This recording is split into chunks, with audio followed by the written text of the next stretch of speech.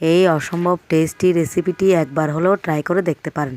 এই রেসিপিটি যেদিন বানাবেন সেদিন কিন্তু একটু ভাত বেশি রান্না করবেন। এবার রান্নায় আসা যাক। প্রথমে 2 টুকরা তেলাপিয়া মাছ নিয়ে ভালো করে ধুয়ে পরিষ্কার করে নিলাম। এখন চুলায় একটি কড়াই বসিয়ে পরিমাণ মতো পানি দিয়ে মাছ দুইটা দিয়ে দিলাম।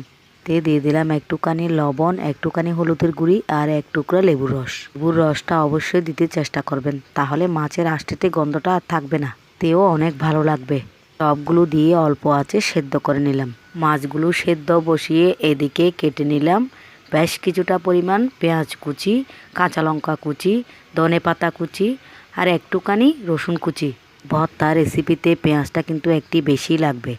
আমি বড় সাইজে 2টা পেঁয়াজ কুচি দিয়েছি। পেঁয়াজটা একটু বেশি দিলে ভর্তাটার টেস্টটা বেশি হয়। এটা যখন ভালো করে সেদ্ধ হয়ে যাবে তখন একটা প্লেটে নিয়ে নিলাম। তারপর 2টা কাঁটা চামচের সাহায্যে কাঁটা থেকে মাছটা ছাড়িয়ে নিলাম। অবশ্য আমি হাত দিয়ে ভালো করে মাছের কাঁটা বেছে নিলাম। একটু সময় দিয়ে কিন্তু মাছের কাঁটাটা ভালো করে বেছে নিতে হবে। যারা এমনিতে মাছ খেতে চান না তারা এভাবে ভর্তা বানিয়ে খেতে পারেন।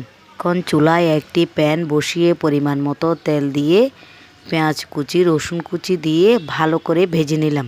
একটু নেড়েচেড়ে পেঁয়াজটা যখন একটু নরম হয়ে আসবে তখন দিয়ে দিলাম কাঁচামরিচ কুচি।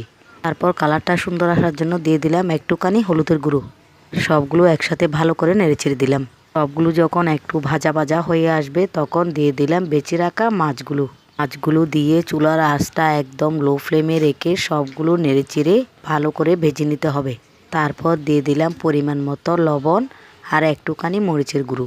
লবণটা কিন্তু আমি সেদ্ধ করার সময় দিয়েছিলাম, সেজন্য একটু কম পরিমাণে দিতে হবে। আবার সবগুলো একসাথে খুব ভালো করে নেড়েচেড়ে দিলাম। নামানোর আগে দিয়ে দিলাম বেশ কিছুটা পরিমাণ ধনেপাতা কুচি। পরে একটি পরিষ্কার বাটিতে নিয়ে নিলাম। আপনারা চাইলে একটু সরিষার তেল দিতে পারেন, আমি কিন্তু দিইনি।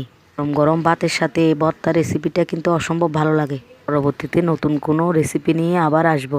ভালো লাগলে সবাই লাইক কমেন্ট দিয়ে পাশে থাকবেন। সবাই ভালো থাকবেন, সুস্থ থাকবেন।